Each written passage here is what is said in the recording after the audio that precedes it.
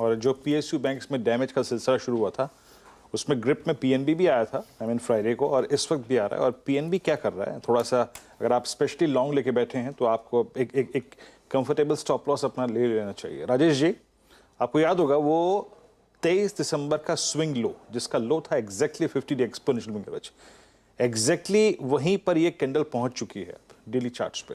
आपका टेक क्या है? PNB इस वक्त आपकी स्क्रीन पे लगभग 50-90 पे ट्रेड कर रहा है। वीरेंद्र जी, मुझे लगता है यहाँ पे स्ट्रक्चरल डैमेज बहुत ज्यादा है। पीएनबी देखे, कैनरा देखे या बैंक ऑफ बड़ौदा देखे, लेकिन हो रहा है यहाँ पे क्योंकि काउंटर ओवरसोल्ड है, तो एक पुल बैक मिलता है, लेकिन वो 50 डे में टेस्ट होने के बाद फिजल आउट हो रहा है। बहुत सारे काउंटर्स ऐसे ही है। तो पीएनबी की अगर बात करें तो 54 इसका अभी बैरियर बनेगा, और इसका जो सपोर्ट बनता है वो करीबन 48 के आसपास है। लेकिन स्ट्रक्चरली अगर कोई इसे रखना चाहे, यानी सेल साइड की पोजीशन है, तो 48 पहला टारगेट है, लेकिन इसका पोजिशनल टारगेट मुझे लगता है 44, जो इसका 200 डीएमआई है। तो स्ट्रक्चर डेफिनेटली वीक है। आपका जो स्टॉप लॉस होगा सिर्फ आपको 54 के पॉइंट ऑफ व्यू से रखना है, तो 55 के ऊपर आपका स्टॉप लॉस होगा और सेल साइड की पोजीशन बने। लेकिन सेल ऑन राइज, एक नया अगर आपको ट्रेड बनाना है तो सेल ऑन राइज की स्ट्रेटेजी रखें। आपने पीएनबी का जिक्र किया और पीएनबी का मुनाफा घटकर 628 करोड़ के आसपास आ गया है। यही शायद मार्केट भी प्रीएम्प्ट करता हुआ दिखाई दे रहा है। 1127 करोड़ से घटकर मुनाफा आ गया 629 करोड़, और वहां पर वो फर्स्ट नॉक लगने की पूरी स्थिति में वो स्टॉक आता हुआ।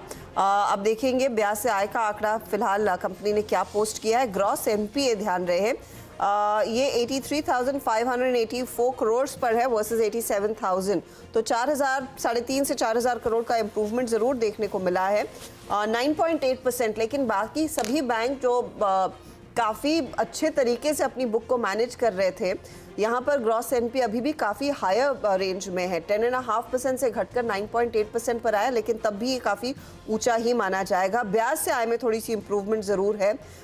9,180 करोड़ की आय, ब्याज से आय करीब 17.5% तक का इजाफा। लेकिन एसेट क्वालिटी में इतना खास सुधार ग्रॉस लेवल पर नहीं देखने को मिला है। नेट लेवल पर भी फ्लैटिश ही है, ज़्यादा कुछ इंप्रूवमेंट बिल्कुल।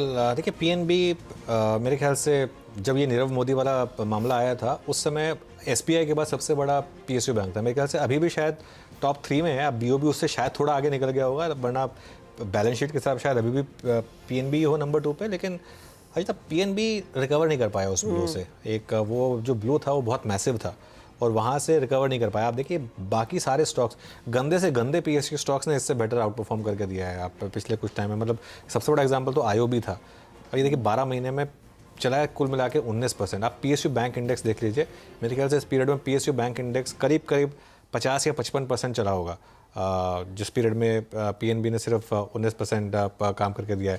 या जो बाकी के एक दो और पीएस बैंक ऑफ बड़ौदा लिया है फॉर एग्जांपल, जहां पर काफ़ी लोगों ने डिफरेंशियल क्रिएट किया बिटवीन पीएनबी एंड वो। तो बैंक ऑफ बड़ौदा का अगर आप चार्ट देखेंगे इस पीरियड में तो देखिए करीब 44%, तो नियरली डबल। हाँ नियरली डबल। तो पीएनबी में ऑब्वियसली वो एक फैक्टर रहा है। कुछ ना कुछ मार्केट को लग रहा है कि अभी भी वो, और कभी रैली कर ही नहीं पाता है और आधे टाइम तो बैन में रहता है जैसे।